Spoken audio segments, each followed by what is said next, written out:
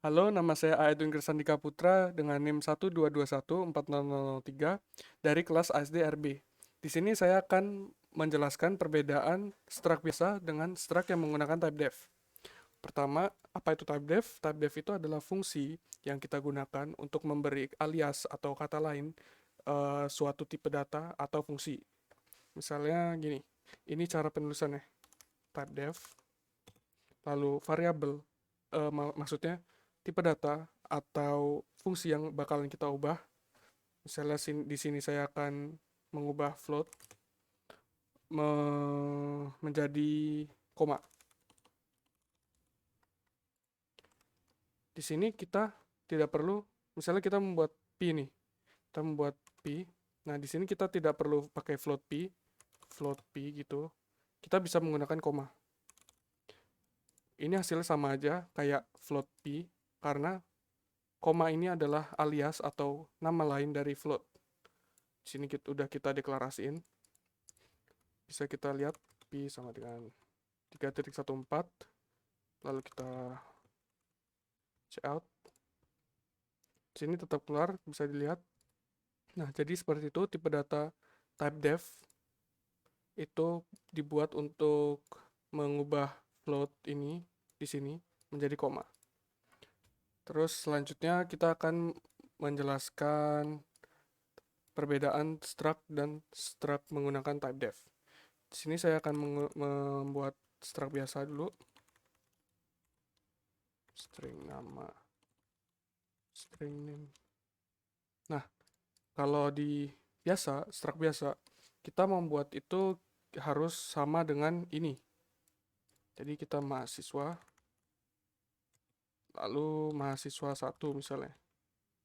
Mahasiswa 1 dot nama. Nah, kan harus seperti itu ya. Nah, kalau type def, kita menggunakan type def itu bisa seperti ini. Jadi ini mahasiswa ini bisa kita ganti menjadi yang kita mau. Misalnya kita mau ganti mahasiswa ini menjadi student.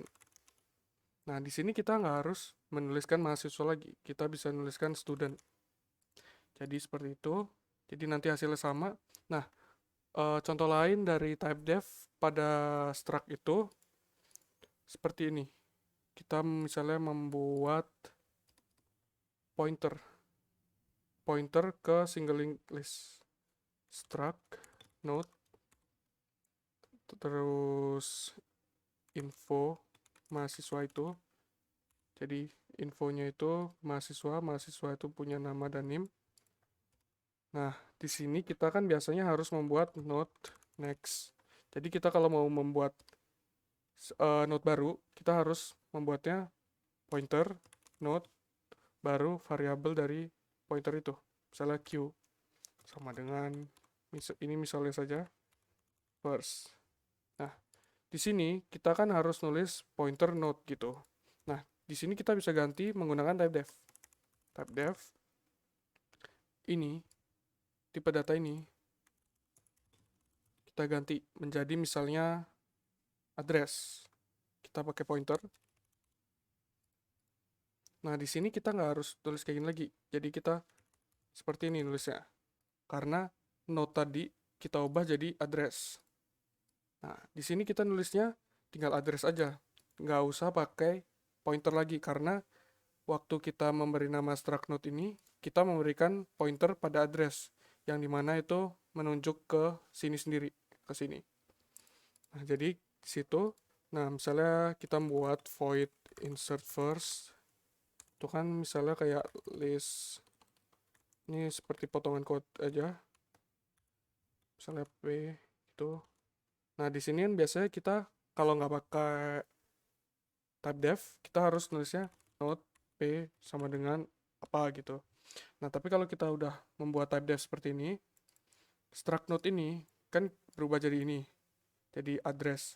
Jadi kita bisa nulisnya itu cuma addr gini aja. Nah, keuntungan lain menggunakan type def itu di beberapa bahasa lain mungkin termasuk C++ juga. Misalnya di sini kan kita ada struct mahasiswa nih. Kita kan nulisnya itu kalau nggak pakai ini, itu kan di beberapa bahasa lain dan mungkin C++ juga itu harus menginkludkan struct-nya. Jadi struct mahasiswa spasi baru mahasiswa satu.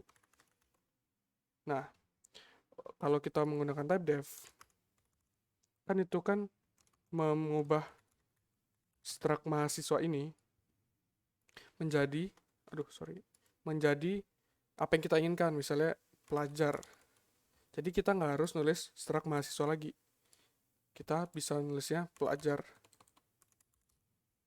Jadi seperti itu sih. Jadi kesimpulannya itu type def itu merupakan fungsi yang kita gunakan untuk memberi alias kepada suatu tipe data atau fungsi, dan itu juga berguna untuk struct supaya menggunakan struct-nya itu seperti ini, struct node itu lebih gampang dan lebih singkat, mungkin juga lebih gampang dilihat code-nya. Mungkin segitu aja penjelasannya. Terima kasih.